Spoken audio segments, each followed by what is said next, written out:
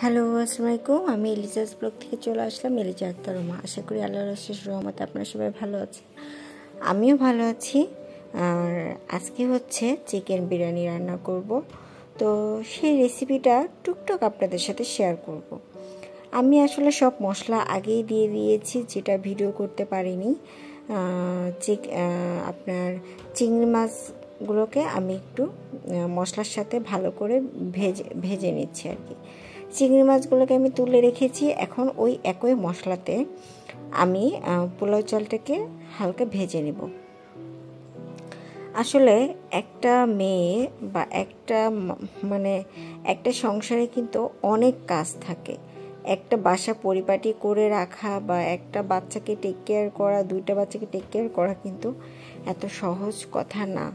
সব কিছু মেনটেন করে মানুষের একটা মি টাইম প্রয়োজন হয়। তো অনেকেই ভাবে যে আসলে সব কিছু খুব ইজিলি হয়ে যায়। আসলে ইজিলি সব কিছু হয় না।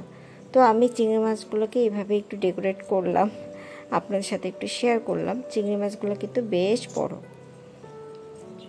তো আমি পোলাও চালটাকে ভেজে পরিমাণ মতো পানি দিয়ে দিয়েছি। এখন পোলাও চালটা হলে পরে আমি চিংড়ি মাছটা দিব। এইভাবে রান্না করলে কি হয় বলেন তো, আপনার চালটা আপনার সেদ্ধ হয় ঠিক মতো, মানে আপনার চাল থাকে না। তো আমি এই যে প্রায় আমার রান্নাটা হয়ে গেছে। এখন আমি এই চিংড়ি মাছের পিসগুলো উপর দিয়ে দিব, কাঁচামরিচ দিয়ে অল্প আঁচে রেখে দিব। তাতে কি হবে, আমার পোলাও চালটা কিন্তু একদম সুন্দরভাবে হয়ে যাবে। এবং মানে আমরা তো আগেই খেয়ে নিয়েছি, এত টেস্টি হয়েছিল, এত মজা হয়েছিল। মানে আমি কিন্তু এভাবেই রান্না করি।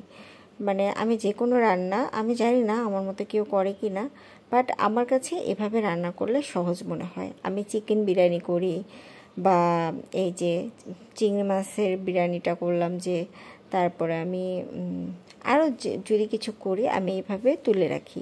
ইলিশ পোলাও, তো সব কিছু আমি এভাবে তুলে তারপরে আবার পোলাওটা হয়ে গেলে তারপরে আমি করি আর কি।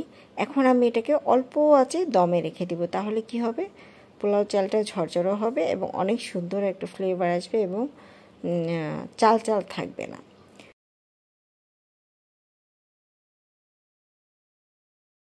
আমার আবরারও অনেক পছন্দ করে, আবরারের পাপাও কিন্তু অনেক পছন্দ করে, মানে মজা রান্না করে দিলে। আর আমারও রান্না একটু আলাদা কিছু করলে খুব ভালো লাগে।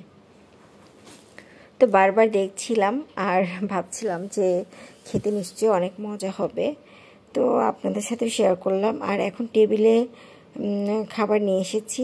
আর বাসায় আমার সাদা ভাতও রান্না ছিল, এক্সট্রা কিছু তরকারি সবজি ছিল, সেটা আর আমি ভিডিও করিনি। আজকে শুধু চিংড়ির বিরিয়ানিটাই আপনাদের সাথে শেয়ার করলাম। তো আপনারাই বলেন দেখতে কেমন হয়েছে। এবং মানে আমি কি বলবো, আমি মানে আমার কাছে অনেক ভালো লেগেছে এবং খেয়ে সবাই অনেক প্রশংসা করেছে। তো আজকের ভিডিওটা কিন্তু একদম শেষ প্রান্তে চলে আসলো।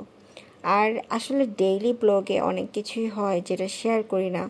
মানুষ ভাবে যে আসলে সব কিছু অনেক ইজি, আসলে সব কিছু কিন্তু এতটা ইজি না।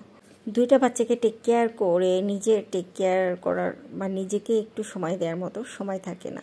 তাই আসলে ভিডিও করার পরে কণ্ঠ যে দিব সেই সময়টা আমি পাই না। তারপরে মাঝে মাঝে একটু শুক্র শনিবার হলে ঘুরতে যাই, তো তখন একটু ভালো লাগে। তো যাই হোক, আজকের ভিডিওটা কিন্তু দেখতে দেখতে একদম শেষ প্রান্তে চলে আসলো। যদি ভালো লেগে থাকে আমার ভিডিও দেখার পরে আমার এই চ্যানেলটাকে লাইক দিবেন, কমেন্ট করবেন, আপনাদের ভালো লাগা আমার সাথে শেয়ার করবেন। আর বেশি ভালো লেগে থাকলে সাবস্ক্রাইব করতে ভুলবেন না। আল্লাহ হাফেজ।